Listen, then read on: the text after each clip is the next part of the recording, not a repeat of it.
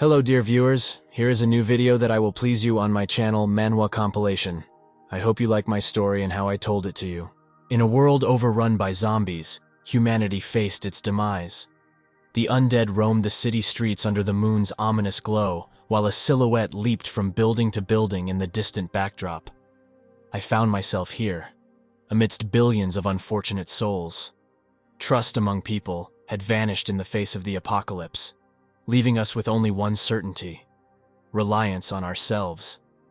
Amidst the chaos, a dark-haired young man, clad in a black sweatshirt and a white t-shirt emblazoned with the words "Art of Victory," stared at cryptic dialogue boxes that read, "As night descends, the activity of zombies and mutants increases. Every individual possesses an alternative resource storage mechanism fueled by energy absorption.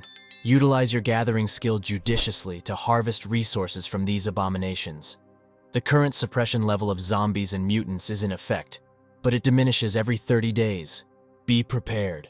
These concealed hints perplexed him as he swung his axe at zombies with a shield in hand, unafraid to tread this desolate, zombie-infested world alone. Suddenly, the dark-haired man awoke in a puddle on the sidewalk, and mysterious blue dialogue boxes materialized. "What's that sound?" he inquired, to which the hints replied, "Welcome to the apocalypse. The game is about to commence. There are 59 seconds left until the game initiates." Rising to his feet, he noticed a red dialogue box displaying the number 59. His surroundings struck terror into him: a street in ruins, teeming with zombies, and a skyscraper enveloped in an eerie crimson foliage. He cried out, "What's happening? Where am I?" Dialogue boxes loomed before him, one red with the numbers 50, and the other blue, detailing, "50 seconds left before the game starts. Your primary objective in this world is survival.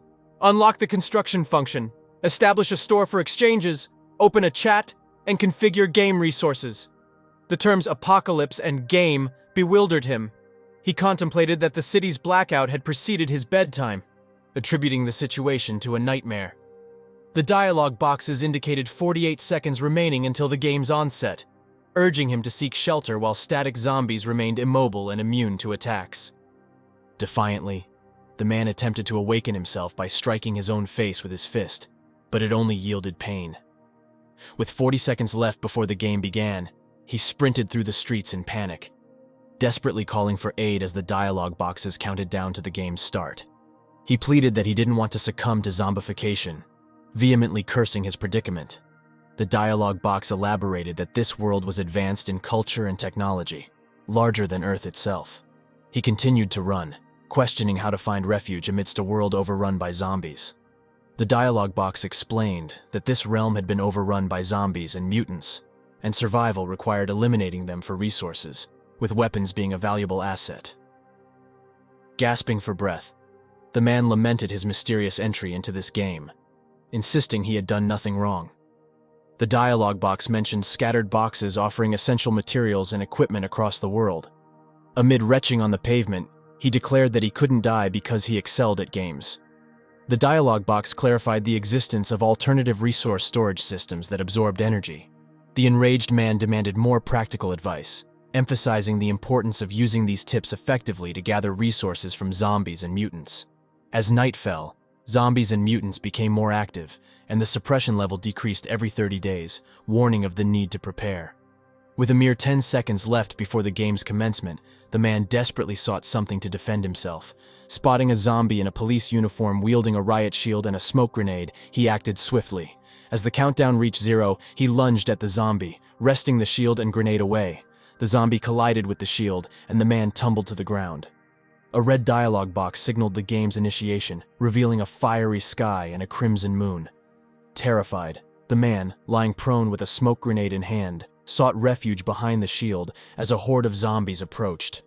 A blue dialogue box offered its congratulations, marking the official start of the game. The man's cries of horror echoed as he struggled to fend off the encroaching zombies, using the shield to push one away. Though hope seemed fleeting, he resolved to fight, shouting, "Get away!" as he shoved the shield and its undead assailant aside. Simultaneously, he pulled the pin on the smoke grenade and hurled it into the throng of zombies before sprinting away with all his might. After a frantic dash, he encountered others in similar dire straits. Two zombies closed in on one person, who cried out for help. Nearby, two individuals clung to a red leaf tree branch and scaled a pole, warding off the gaze of zombies below. The man realized that they too were newcomers, caught unawares by the unfolding catastrophe. Another man sat trapped in a car, besieged by zombies, pleading for his life. Determining that he needed a sanctuary, the main character stumbled upon a bloodied glass door of a nearby restaurant. A red tip appeared before him, stating, "There are 27 zombies awaiting you in the restaurant. If you wish to enter, be prepared to provide them with a hearty dinner." The man questioned the red hue of this hint as he observed two backpack-clad individuals approaching the restaurant's entrance, pondering whether they were oblivious to the hints or simply overconfident. Shortly after entering, the protagonist is startled by screams emanating from behind the restaurant's door. To their horror, a horde of zombies lurks there, prompting a frantic call to flee. The protagonist is struck by the realization that they are the only one who can discern the ominous signs. Ignoring the chaos outside, they sprint through the streets until a peculiar sight catches their eye. Several azure dialogue boxes. An inner voice exclaims, "This is my sanctuary." These azure cues signal safety, indicating the absence of zombies, and one of them holds valuable supplies that lift the protagonist's spirits. Hastily, they barricade themselves inside a room and gasp for breath as they slam the door shut. Rifling through a materials drawer, the protagonist finds these reassuring blue dialogue boxes, which inform them of their newfound acquisitions. Received mineral water 1, fire axe, 1 pistol with a strength-enhancing injection, -1. A single injection can elevate physical strength to a formidable level. Physical strength has 5 tiers: feeble, average, robust, exceptionally robust, and extraordinary. Grateful for their luck, the protagonist contemplates the implications of attaining exceptionally robust strength.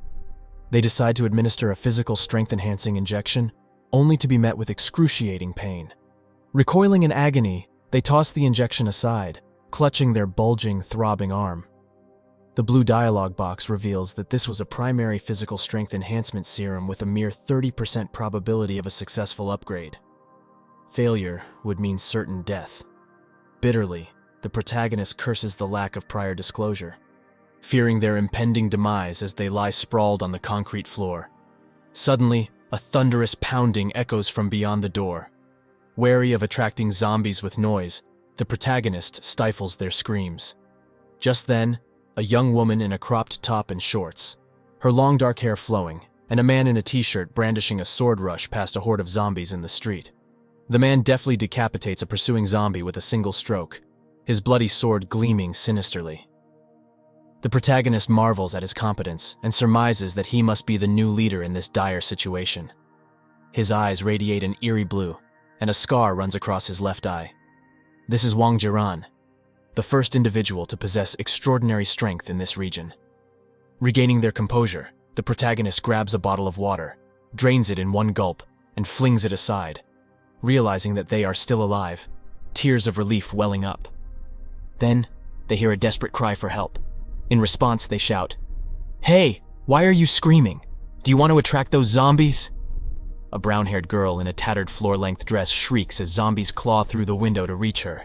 Judging by the commotion outside the door, a horde of zombies is approaching. Determined, the protagonist ascends, wielding a shield in one hand and an axe in the other. The blue dialogue box reveals that 7 zombies occupy the second floor and can be dispatched while distracted by the girl's screams. With no other option, the protagonist realizes they must put their life on the line and test their newfound extraordinary strength.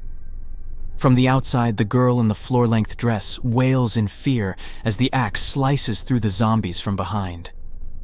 Witnessing the protagonist at the window, she implores them to save her quickly, her eyes brimming with tears. Positioned at the window, the protagonist swings their axe, silencing the zombies one by one. The girl's horrified cries intensify, prompting the protagonist to sternly instruct her to be silent for the sake of both their survival. In the meantime, zombies on the first floor breach the door and flood inside. The protagonist extends a helping hand to the girl through the window and urges her to reciprocate. However, she gazes downward, trembling in fear. The blue dialogue boxes announce, "You found a zombie received Energy Crystal Core 1, Car Key, Mutagenic fertilizer 3. You found a zombie received room key. Small knife, mutagenic fertilizer 2, and you found a zombie received energy. Crystal core 1, mutagenic fertilizer 5. A horde of zombies surges into the room, intensifying the peril. Determined, the protagonist ascends a staircase, clutching a shield and an axe. Upon reaching the corridor, which splits in two directions, two blue dialogue boxes provide guidance. The left one reads, "No zombies here, but it's a dead end." The right one reveals, "VIP elevator to the 3rd floor. Total zombies 11, 3rd floor 0. Opting for the right path, the protagonist battles their way through the zombie horde, hurling one of them out of a window. Finally, they locate the elevator, which requires a card for access. Suddenly, the wall shatters and an enormous zombie emerges from the debris, leaving the protagonist in shock and dread. The blue dialogue box informs them, "Keys to the presidential suite on the 3rd floor. Number of zombies, 0. Can be used as temporary shelter." Spotting a key ring with a VIP elevator card on the zombie's belt, the protagonist leaps onto it, axe in hand. Their blow lands on the zombie's shoulder, but the axe becomes lodged. Swiftly, the protagonist takes cover with their shield, only for the zombie to retaliate with swift and forceful strikes, deforming the shield with dents. The colossal zombie knocks the shield from the protagonist's grasp, and at that moment, another zombie lunges at them from the opposite direction. The protagonist seizes the approaching zombie by the head and taunts it. "Did you really think you could just devour me like that?" With sheer strength, they tear the zombie's head from its body and toss it into the gaping maw of the enormous zombie before unleashing a fire extinguisher's contents into its face. Retrieving their axe from the zombie's shoulder, they snatch the keyring and sneer triumphantly as they head toward the elevator. Inside the elevator, the protagonist presses the call button urgently, eager to escape. They notice the side effects of the injection, swollen, green-veined neck, and feel considerably worse. A zombie in a police uniform appears around the corner, a gun and holster on its belt, catching the protagonist's attention. The protagonist made the decision to acquire a firearm, but a sudden appearance of a zombie policeman triggered a mass emergence of zombies. He sought refuge behind a makeshift shield and deferred his plan. Determined to proceed with his mission, he embarked on a quest to locate the number indicated by the system. Inside an elevator, he barely managed to escape from the encroaching zombies. Reaching the 3rd floor, he disembarked, enduring excruciating pain from the injection's side effects. The system prompt revealed that the presidential suite, boasting 5 bedrooms and 2 living rooms, was devoid of zombies. Accessible with a keycard, the protagonist opened the suite's door, exacerbating the throbbing of his green veins, accompanied by unbearable pain. Stepping inside, he discovered a refrigerator stocked with drinking water, which he promptly consumed, finding relief from the injection's side effects. Realizing there was ample water to facilitate his transformation into an extraordinarily robust individual, he contemplated that, once ready, the zombies would cease to intimidate him. As the sun dipped below the horizon, chaos reigned on the streets with people desperately battling for their lives, encircled by marauding zombies. Meanwhile, the protagonist luxuriously sat on a sofa, enjoying a full meal and nonchalantly opening a can of soda. Elsewhere, individuals valiantly defended themselves against advancing zombies in a gym, led by Jang Hao, who issued orders to fortify their position. The protagonist, still engrossed in his meal, paid little heed to their struggles. Wang Ji-ran, triumphant with a sword over 3 vanquished foes, collected a ring and expressed gratitude to his fallen adversaries, labeling them as feeble. Wang Ji-ran proposed venturing to the mall to acquire a firearm from a zombie with a gun on his belt. Meanwhile, the nocturnal city streets teemed with wandering zombies. In a sports equipment storage room, Jang Hao and a group deliberated, contemplating strategies to unite as many players as possible to form a survivor camp, hopeful that the night would remain safe. A girl with ebony hair consoled others under the table, exhorting them not to fear. The protagonist, focusing on the task at hand, decided to take stock of his inventory. Hints suggested that clean fabric could enhance clothing protection, and clothing could be crafted once sewing patterns were acquired. Mutagenic fertilizers could expedite crop and livestock growth, with 10 of them being synthesizable into accelerated growth fertilizer. Energy was essential to enhance physical prowess. Cash, in quantities of 10 out of 100, could be used to purchase longer-lasting food from vending machines. The protagonist deduced that defeating zombies would yield energy crystal cores, and an opportunity to process their corpses into fertilizer. Recognizing storage constraints, he resolved to dispose of unnecessary items, ensuring he had sufficient provisions when embarking on sorties. Notably, car keys hinted at the presence of an SUV in the underground parking lot. Deciding to tackle these challenges after securing a firearm, the protagonist opened a general chat, revealing 4 messages. One seeker, parched and exhausted, inquired about water availability, having covered a considerable distance. Another, stranded on the 5th floor of a hospital after vanquishing a zombie and collecting an energy crystal core, sought assistance, offering the core in exchange for food or water.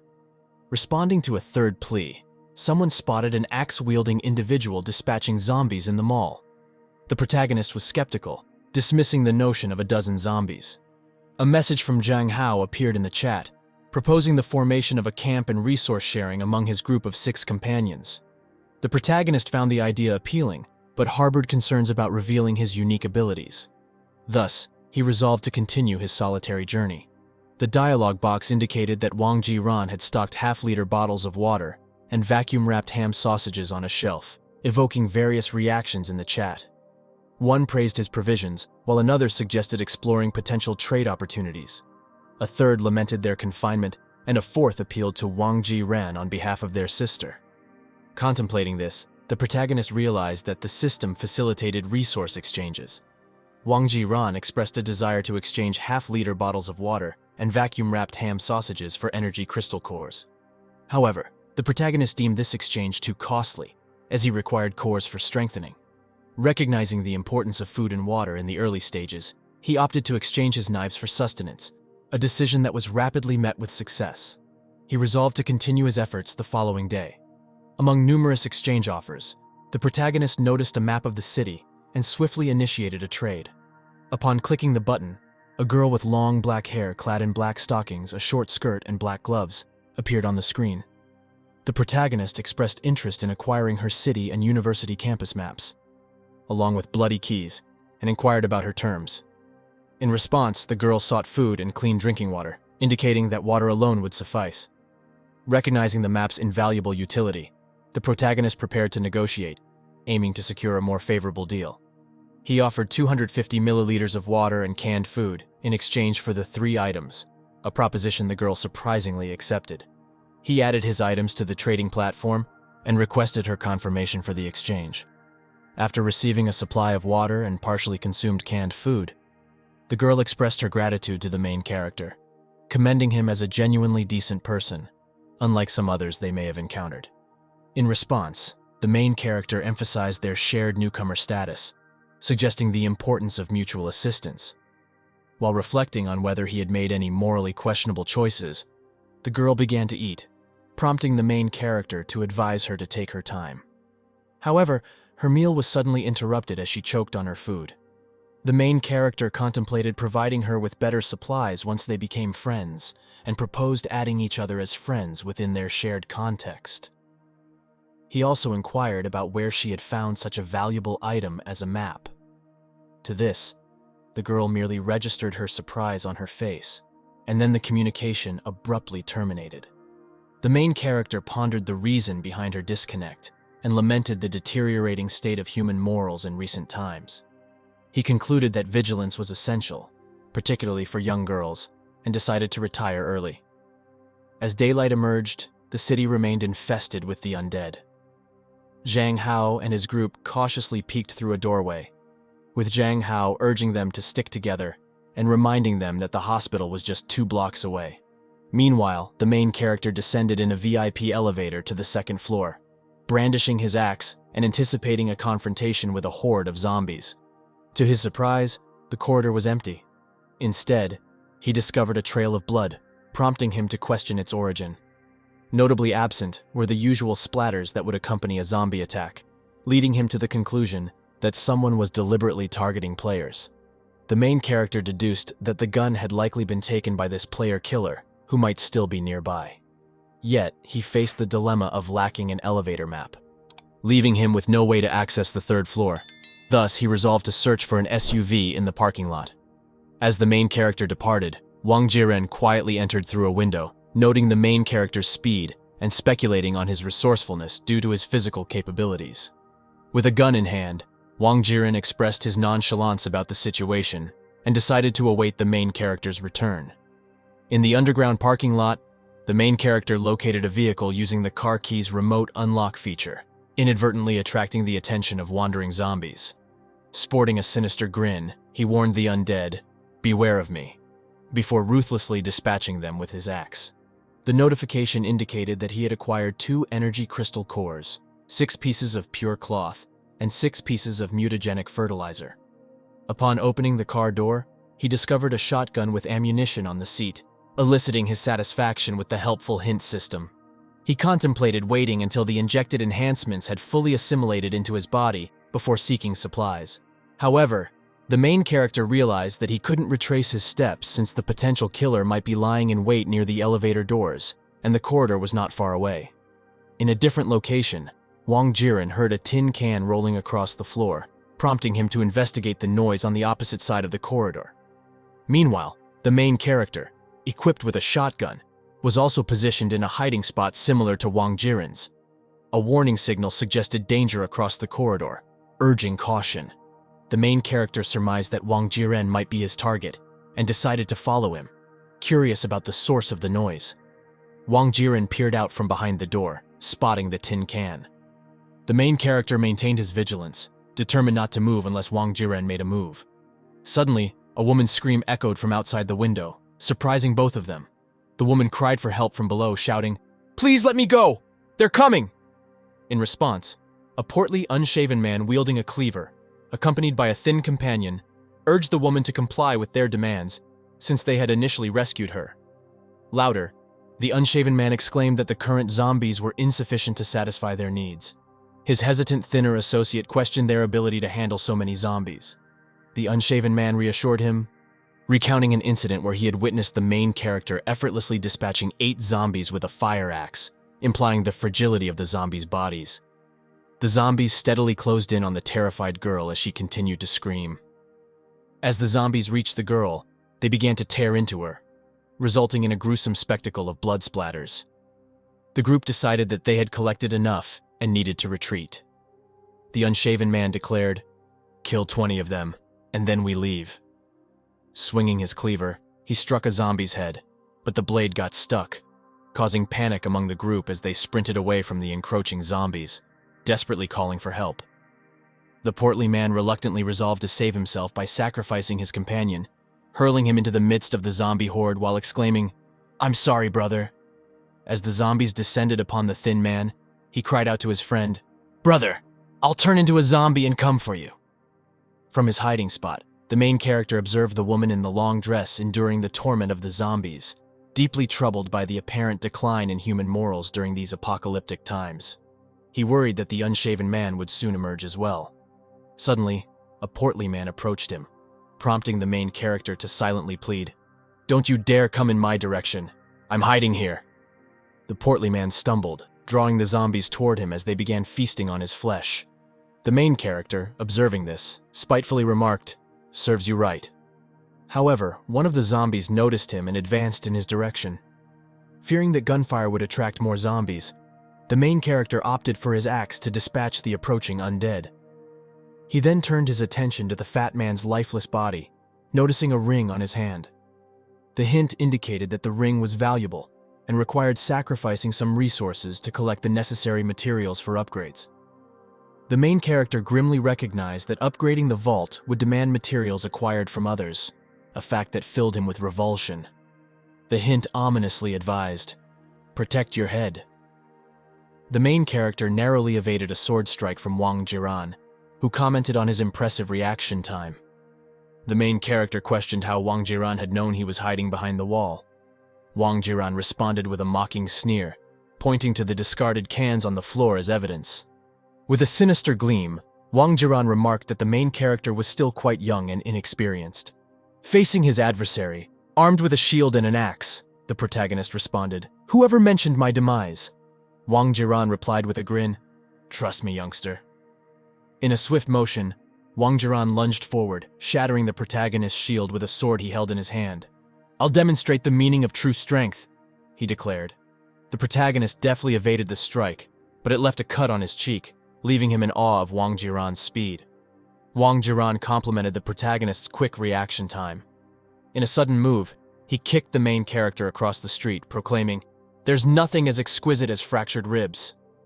The protagonist recognized that his opponent possessed superior combat experience and weaponry.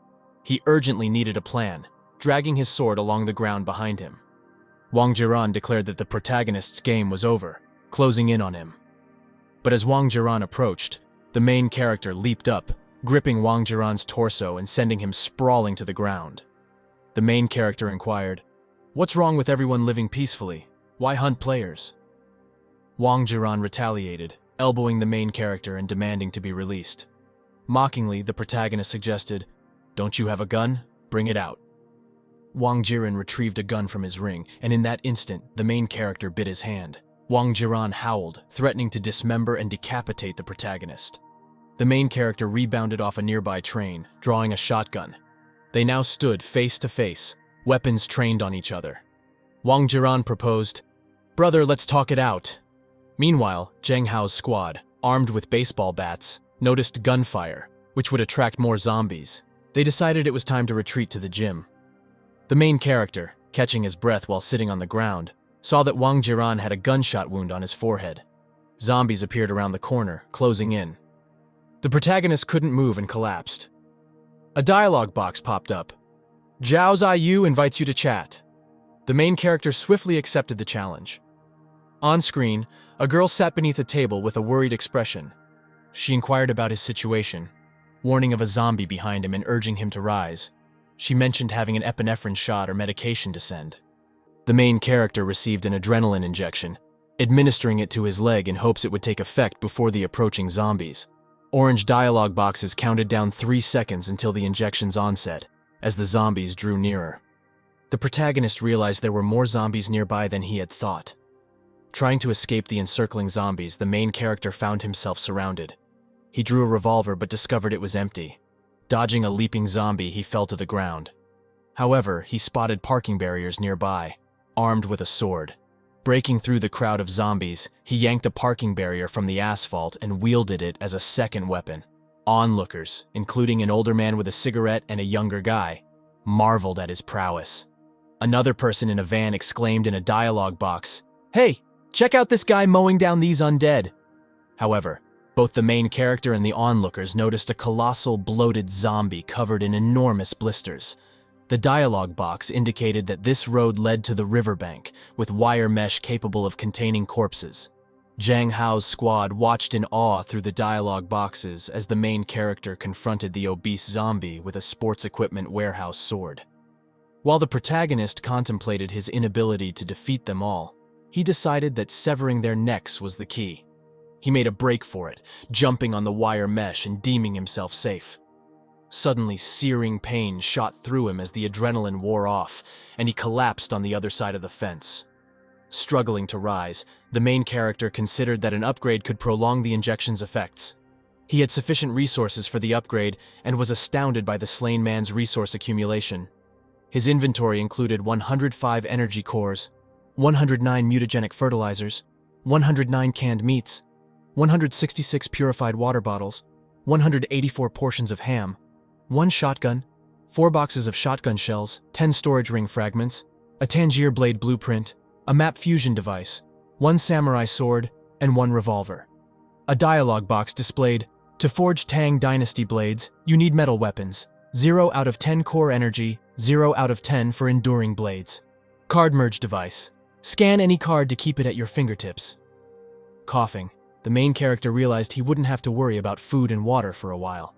The dialogue box prompted, "You have 105 energy cores out of 100. Do you want to initiate the upgrade?" The protagonist clicked, "Yes." Upon completion, the dialogue box announced the upgrade's success, and the main character felt a surge of power coursing through every cell of his body, the injection's side effects fading away.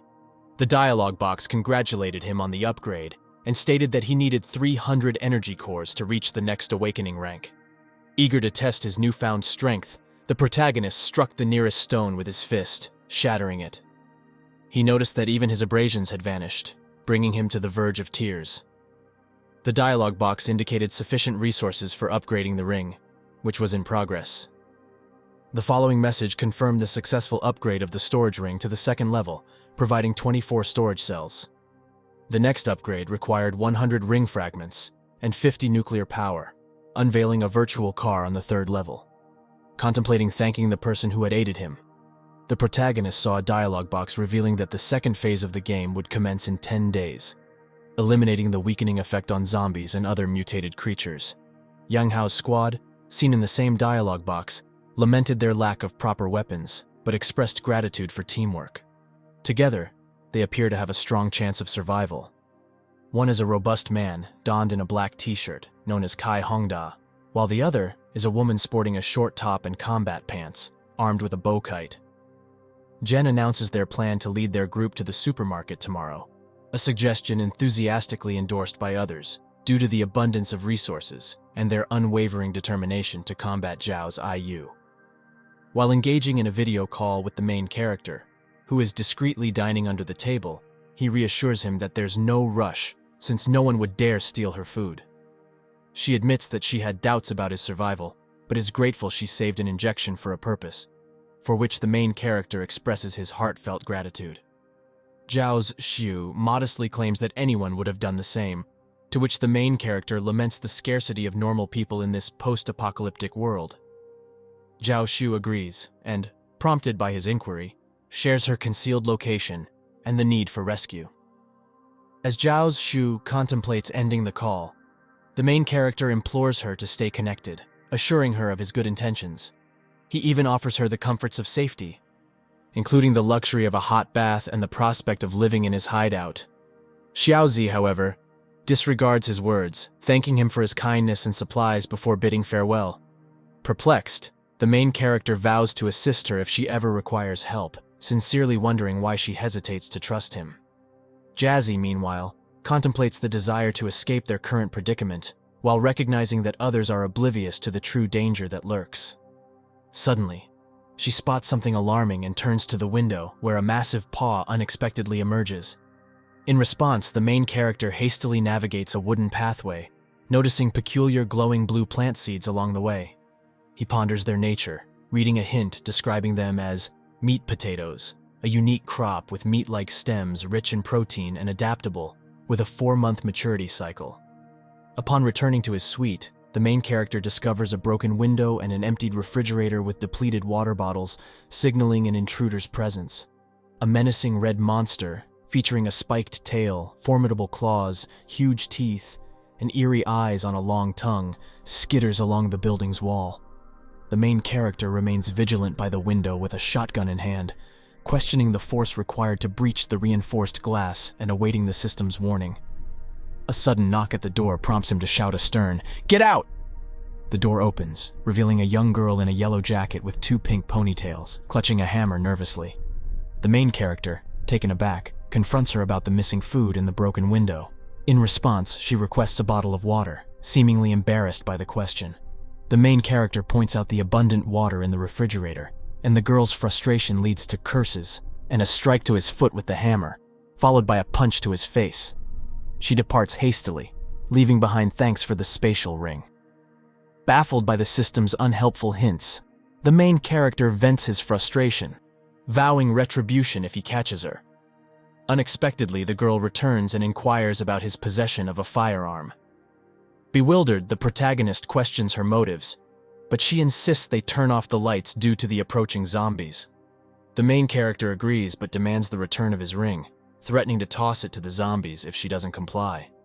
A red warning prompts them to exercise caution around the windows, as a mutant zombie of the second type, known for its speed and agility but poor vision, enters the room through one. Perplexed by the situation, the main character and the girl are startled when the seemingly defeated monster rises again. Frustrated by his depleted ammunition and their encirclement by the ring, the main character insists the girl surrender his gun. He narrowly avoids the monster's attack and implores her to return his ring urgently. She complies, and he reloads his pistol with ammunition stored in the ring, firing at the monster again. However, the agile mutant dodges the bullets and clings to the ceiling, indicating a surprising level of intelligence. As the mutant lunges at the girl, she shields herself with her arms, but the main character intervenes with a swift sword strike, severing the creature's head. A notification appears, awarding him 15 energy crystal cores for defeating the mutant. The main character instructs the girl to leave in gratitude for her assistance, but she declines, citing his abundant resources and strength as reasons to stay and proposing they team up. Brandishing his sword, the main character reveals a scratch from the monster, and vexed by his misfortune, confronts the girl. He hints at sinister intentions, but remains composed, suggesting that they spend their time together before he succumbs to the impending zombification. Horrified, she questions his intentions, and he cryptically replies that he wants to take her with him. Unsupportive of this idea, the girl threatens to return and end his zombie existence upon her return. She departs angrily, leaving the main character relieved by her absence and musing on the sinister nature he has encountered among survivors in this desolate world. The protagonist once again examined the injury inflicted by the mutant. The following day, a young woman entered the now vacant room of the main character, perplexed about how he managed to organize all the supplies so swiftly.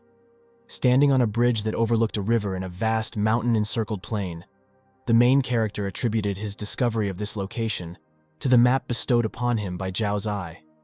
A dialogue box indicated the absence of zombies, making it an ideal spot for a settlement. Passing through a substantial wooden door, the protagonist found himself in a room furnished with a sofa and a table. A growl behind him caught his attention and he quickly looked around, eventually peeking under the table to discover the hidden animal. The animal barked.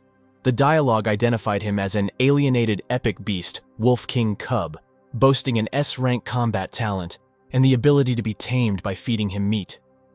The main character expressed his joy at this discovery, although the animal responded with an irritated bark. Nevertheless, he threw a piece of meat to the cub, which greedily ate it. A dialogue box announced that the beast's favor was successfully obtained. When affection reaches 100, the beast will become permanently attached to its master. Now, his fighting prowess was on par with an extremely strong person wielding a weapon. The main character marveled at the fact that this seemingly small animal possessed such enormous power, considering it a valuable treasure. Zhang Hao's squad encountered two people who bowed before them, their tearful eyes begging for food. One of them had recently lost an arm, and they were begging for sustenance. Kai and Zhenu claimed that the shifts would change in 2 hours, which made no sense in eating. Xiang Hao countered, pointing out that they had provided protection, thus taking on the responsibility of feeding them until they died. The squad, with the exception of Kai and Hongda, silently agreed with his decision, thinking it was foolish. The main character was holding the last piece of meat, while his dog was waiting impatiently. The dialogue indicated that the affection was 99. As the beast consumed the meat, the dialogue congratulated the protagonist on successfully taming the warring Moon Wolf King, his new battle pet. Subsequent dialogue boxes provided information about the pet, including its name, species, growth potential, favorite food, and skills. The main character noted that it would not be difficult to feed the animal, since it eats zombies. Deciding to turn on the faucet, he noticed that the water was turning cloudy as the second stage approached. At night on the beach, the main character and the beast are digging in the sand. The main character reflected on the ineffectiveness of watering plants without rain and the need to find means for cleaning. Pouring water from a bottle onto the ground, he argued that water would be scarce during the second phase, necessitating the discovery of a reliable water source. He commanded the beast to guard their quarters and prevent anyone from approaching, receiving a bark of confirmation. In the game's public chat, concerns were expressed about the increasingly muddy water and the increase in zombies. Reports included sightings of bus-sized zombies, and advice was circulated against leaving lights on at night because of the monster's attraction. Questions arose about Wang Jiren's whereabouts. Zhang Hao continued his recruitment efforts, boasting 15 survivors in his camp, including 3 extremely strong individuals, but they refused to join for fear of sharing resources. A girl in a white hoodie with blonde hair and a bun, armed with a machete, and a guy in a t-shirt and shorts, brown-haired with an axe, were fighting zombies in the city. The girl was praising their successful dispatch of 12 zombies, when suddenly an arrow pierced her neck. Her companion screamed in terror as the arrow hit his neck as well, causing them to fall lifeless. An elderly man with scars and a beard scolded a woman with short red hair for ignoring his instructions not to kill the girl. She responded nonchalantly, claiming that she killed as she pleased. He urged her to immediately get resources from the deceased. However, he noticed someone approaching, stopping her actions. The main character walked to the edge of the street, but received a red dialogue box warning of 2 archer thugs on the 3rd floor of a nearby building. The main character noted that ambushes with long-range weapons have become commonplace.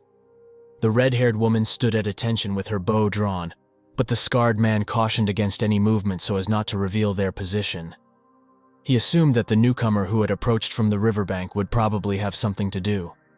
The protagonist realized that he had 20 seconds to reach the 3rd floor before the thugs could react, but his path was blocked by 3 armed men with hostile intentions. Apparently, they split into several groups. The protagonist recalled that one of the bandits, who wore nothing above his waist, demanded that he hand over all his resources, but he refused. Suddenly, a bald bandit with a weapon in his hands came out from behind. At that moment, a red-haired woman outside the window fired an arrow into the main character's heart, but he managed to intercept it with his hand before it could hit him. However, the thug standing behind him hit him in the back, causing him to fall to the ground.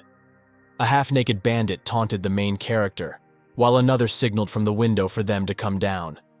The red-haired woman jumped out of the window, ignoring the scarred man's warning, and they both landed on the ground. She declared herself the new leader, considering the boss too timid. The scarred man shouted a warning, but no one had time to react before the main character swung his sword at the bald thug's back. The main character was pleased that they all gathered in one place. A bandit without a top rushed at the main character, shouting about revenge for his brother. In response, the protagonist split the bandit in 2. A red dialogue box warned of a grenade, and an explosion occurred nearby. The scarred man grabbed the red-haired marksman and made him hastily retreat. The protagonist narrowly escaped the explosion, but the other bandits died from it. While escaping, the red-haired woman questioned their retreat despite the presence of grenades, to which the boss replied. The main character turns out to be awesome for a group of robbers. Their boss learns of the protagonist's rooftop chase and realizes that their escape route is blocked by a horde of zombies led by a huge, obese zombie. The main character silently descends after them, effectively trapping the robbers. The boss admits that attacking the protagonist was stupid and offers to let them go in exchange for half their resources. The main character, however, demands 80%, which leads to disagreements. The red-headed woman intervenes, urging the boss to accept the deal to avoid imminent danger. In response, the main character calmly says, "Okay, let's wait together."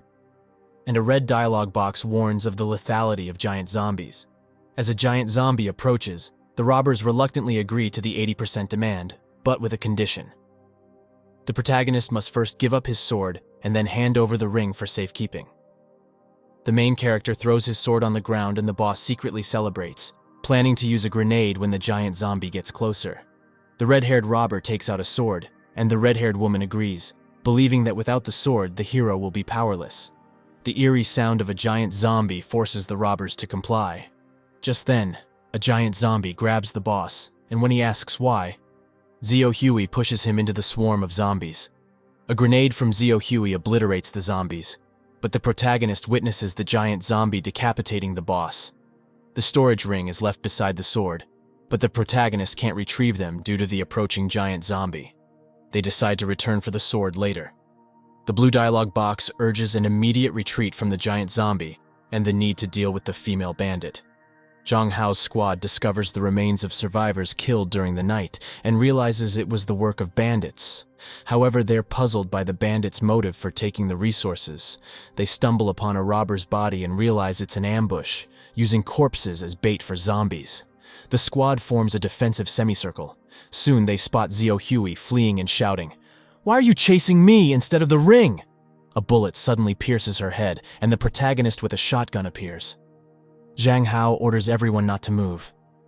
The blue dialogue box reads, "Primer memory water purifier requires purifier 1 crystal energy core." Zhang Hao instructs Zhenyu to collect all the rings from the corpses and hand them over to their leader. The protagonist is prepared to escort the group away if they decide to attack, but he requests that they spare their lives.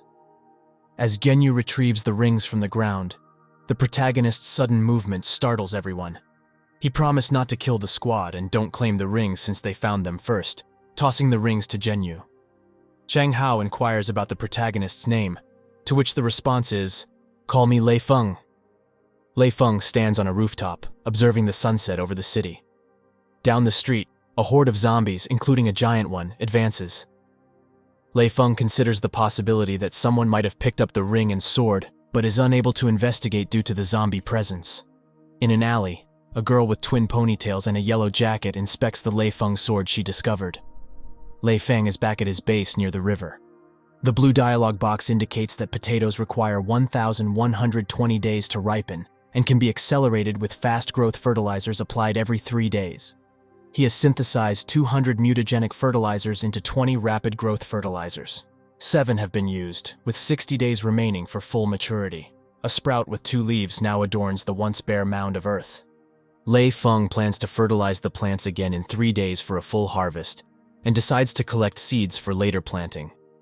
The fat man brings a bucket of clean water, impressing Lei Feng with the efficiency of the purifier that can solve their water problem. He gently strokes the fat man and, after watering, calls him on a zombie hunt. The city is shrouded in darkness as Lei Feng's arrows hit the zombies' heads. The fat man turns into a huge beast, crushing the undead in his path. Lei Feng approves of his pet's new form and decides to rise quickly. A blue dialogue box reports the discovery of 5 mutagenic fertilizers and 19 crystal energy cores from 13 zombie corpses for the next update. They collected 103 of the 300 crystal energy cores. The fat man spots something on the street and gives chase, prompting Lei Feng to warn him not to go too far. The fat man chases the little mutant, but the other 2 attack from above. He catches one with his large jaws, but struggles with the other, which clings to his back, releasing ink. The mutants continue their attack, but Lei Feng intervenes with his bow. He decides never to miss, but one arrow smashes into the mutant's body. Realizing the threat, the mutant rushes at Lei Feng, who swiftly cuts him down. A blue dialogue box confirms the kill and adds 15 crystal energy cores. Lei Feng prompts the fat man to return by showing another mutant on his back. Lei Feng takes it down with a knife, and then instructs the fat man that something is wrong and they need to back off. As they exit, additional mutants appear, catching them off guard with their numbers. Trying to dodge, they get surrounded. Lei Feng senses that the situation is very abnormal, suspecting that something important is about to happen. Urging the beast to disperse and run, 2 men armed with a bat and a crowbar stand at the entrance to the supermarket. Zhang Hao's group hastily collects provisions, and Zhang Hao instructs them to hurry up before the encroaching zombies arrive. 2 individuals placed at the entrance testify to how the mutants are steadily crawling out one after another. Terrified, they rush inside and close the door behind them, announcing the presence of 4 mutants. Surprised viewers begin to panic, questioning the unusual distribution of mutants. One of the mutants tries to break through the glass, prompting Zhang Hao to order the barricading of the entrance with makeshift furniture. Beyond the glass, Lei Feng is locked in a fierce battle with the mutants, armed with his knife. A dialogue box in blue font indicates the acquisition of 10 crystal energy nuclei, while a girl with dark brown hair and wearing a sweater comments on Lei Feng's ability to endure. Kai and Zhenyu Yu recognize Lei Feng. 2 large mutants suddenly pounce on Lei Feng from behind. Kai and Zhenyu Yu command everyone to stay vigilant. Lei Feng dispatches one mutant with his knife, then brandishes a shotgun to obliterate the head of another. A girl with ponytails awakens in her bed, complaining of the sweltering heat and the burning sensation on her face. A blue dialogue box announces, "Congratulations! Your level has been successfully upgraded to Awakened. The system activates your talents." The girl responds with bewilderment, speculating that she must have overslept. Zhang Hao observes the escalating presence of zombies and decides to order a retreat back to the gym. Lei Feng attempts to distance himself from the relentless pursuit of the mutants, exclaiming that they have chased him for 6 blocks without showing signs of fatigue. Mutants begin to emit a blue glow before ceasing their movement entirely. A conspicuous red dialogue box alerts to the existence of players who have illicitly undergone upgrades in the game world, prompting the commencement of the second stage ahead of schedule, with a mere 50 seconds remaining until the update. Lei Feng contemplates who might be responsible for this situation. Another red dialogue box notifies that in the second phase, the sliders will evolve into a more formidable threat and must be eliminated promptly. Lei Fang contemplates seizing this opportunity as a means of combating the challenge. The following red dialogue box announces a countdown of 39 seconds before the update. Jiang Hao's team sprints with all their might. Jiang Hao implores them to locate shelter as swiftly as possible. A red dialogue box displays a 25-second countdown until the update, cautioning that the game is preparing to refresh and that the zombies of the second stage are readying for the update. Another red dialogue box indicates that the zombies are transitioning into standard phantoms, with a colossal zombie amidst the crowd, surrounded by ordinary and crawling ones. Lei Fang realizes that the swarm of zombies is overwhelming, questioning his chances of survival. He queries the system about alternative routes. The blue dialogue box advises him to traverse the alley and turn left after 300 meters to find a fuel-laden heavy truck for escape. Lei Fang, despite his lack of driving skills, resolves to give it his all. He dashes past the throng of zombies, while the red dialogue boxes continue their countdown. Lei Fang vociferates his frustration over the relentless pursuit of the zombies, and anticipates their heightened ferocity in the second stage. As he traverses the zombie-infested area, he resigns himself to his fate. Encountering more cargo, he spots a mutant atop it, but laments his inability to access the cabin. He opts to conceal himself beneath the truck's cap. A red dialogue box reveals a mere 3 seconds left before the update. In his effort to slip beneath the heavy truck, Lei Fang accidentally strikes his foot against a rock, causing him to tumble unexpectedly. He bemoans his sudden fall, questioning its source. The red dialogue box finally declares the completion of the second stage update, urging players to enjoy the game. The mutant leaps at Lei Fang, who deftly evades its attack. Notably, Lei Fang notices an increase in his size without any loss of agility.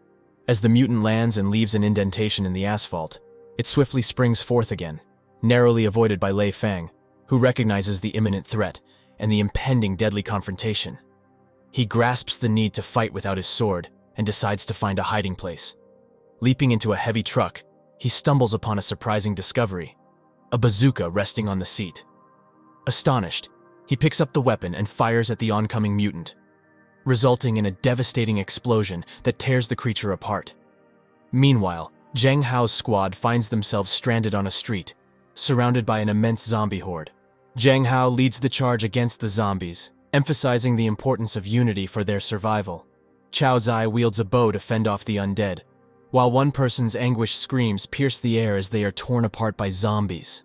Suddenly, a deafening commotion heralds the arrival of an enormous zombie, towering like a multi-story building before them. Panic ensues as they gaze upon the behemoth, with a girl sporting pink hair lamenting their impending doom. Zhou's IU implores the group to remain composed and form a protective formation. However, Kai Hongda disputes his advice, stating that the colossal zombie was surely onto something. He proposes a strategy that would involve sacrificing some of his own for the escape of the majority. Jiang Hao vehemently objects, shouting at Kai Hongdu.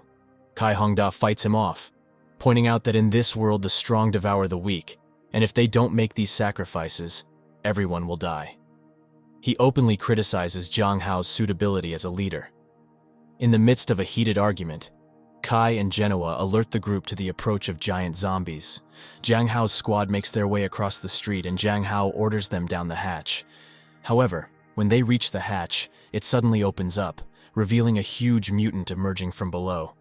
They identify it as an adult creeper and realize that they have fallen into a trap. Kai Hongda, smiling darkly, reminds them of his earlier advice and laments that even the ruse of using bait to escape is now useless. Their desperation is interrupted when Lei Fang arrives in a vehicle, tearing through the oncoming zombies.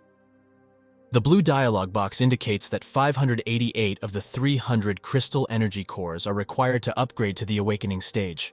Complying, Lei Fang confirms the update from the cabin, which is bathed in a blue glow. A blue dialogue box announces, "Congratulations! You have been promoted to the first stage of the early stage. After awakening, the talent system was successfully activated. You need 288 of the 1200 crystal energy cores to advance to the second stage." Kai and Zhenyue excitedly recognize Lei Fang as their savior. Lei Fang grabs a bazooka and fires a rocket straight into the middle of the zombie horde. Jiang Hao orders the group to quickly board a heavy truck, taking the chance to escape. A young girl stood out from the crowd of zombies with twin tails and wearing a bright yellow jacket. Her eyes were marked with red spots with divorces beneath them. She thought that her special talent not only saved her from imminent death, but also allowed her to blend in with the zombies inconspicuously, eliminating the need to search for supplies. Noticing the main beast nearby Hero, she joked, "What a cute dog."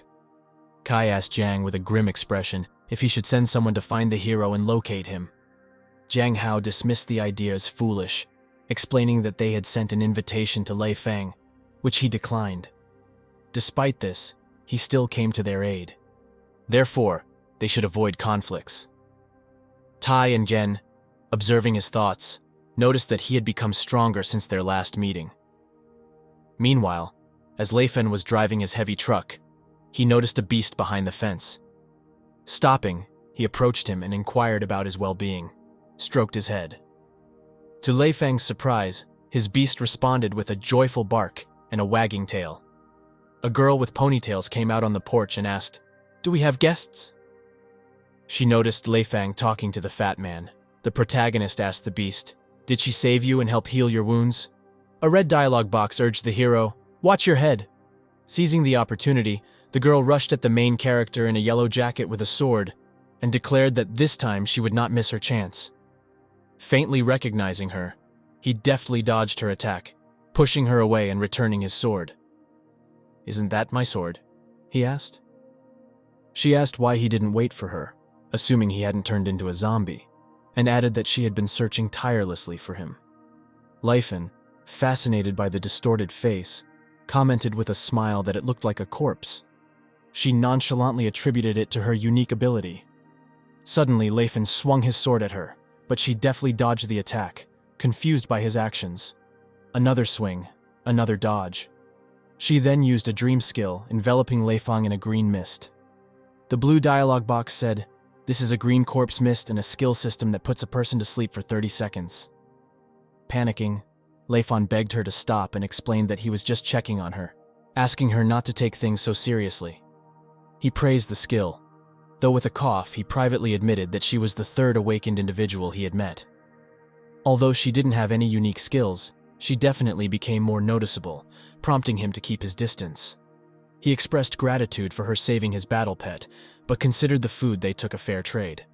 In response, she replied that he was the owner of the house and asked why he was driving away the needy. He shouted, "What other needy people?" and explained that she ate all their food. Appealing to his sympathy, she offered a large number of skill books, blueprints, and an additional 30 ring fragments, hoping to make up for the consumed supplies. Lei Feng remained steadfast and grabbed her tail. She disclosed knowledge of the armory's location, suggesting that his supplies would eventually run out, making the streets more perilous. Lei Feng, with a demanding tone, pressed her for the ammunition depot's whereabouts. She proposed two options. Either he allowed her to stay for a week without eviction, and she divulged the information, or she could share it immediately, at the risk of being kicked out. Lei Feng ordered the fat man to keep a vigilant eye on her, especially during the night, with strict instructions to report any incidents promptly. The fat man responded with an affirmative bark. As the girl with ponytails turned to leave, Lei Feng stopped her, mentioning the previously mentioned skill books. She adopted a playful expression, feigning ignorance of his request. An irate Lei Feng asserted that he wasn't one to be trifled with, seizing her by the ponytail. With a pleading gesture, she confessed she was joking and offered both skill books and blueprints, praising his memory and willingness to share. Lei Feng cautioned her against jesting with him like that. Before her, 7 blue dialogue boxes materialized, each bearing unique skills: rock climbing, sewing, wood collection, bow crafting, and Eye of Insight, each with its own description. Lei Feng, in turn, received 3 dialogue boxes, signaling his acquisition of skills and talents. Lei Feng marveled at the prospect of even the most mischievous child learning etiquette, and a blue dialogue box revealed Ring Fragment 30. He assured her that he'd provide fertilizer later, and that he and Fatty would tend to the vegetable garden, due to limited food in the second stage. The girl accepted her role obediently. 7 potato pieces glowed blue and levitated over the ground. Lei Feng retired to rest, leaving her to familiarize herself with the surroundings and find a purpose on the island. She believed that this was far easier than scavenging for food alone. Seated on a sofa in his room, Lei Feng contemplated a blue dialogue box describing the creation of first-level protective clothing using 120 clean cloth pieces, as well as gene enhancement, energy upgrade, and a talent system as the first legally awakened player in the world. Lei Feng selected the talent system, leading to system prompts that detailed the benefits of genetic evolution, talent, and energy evolution enlightenment. With these newfound abilities, Lei Feng felt confident that he could face whatever challenges lay ahead.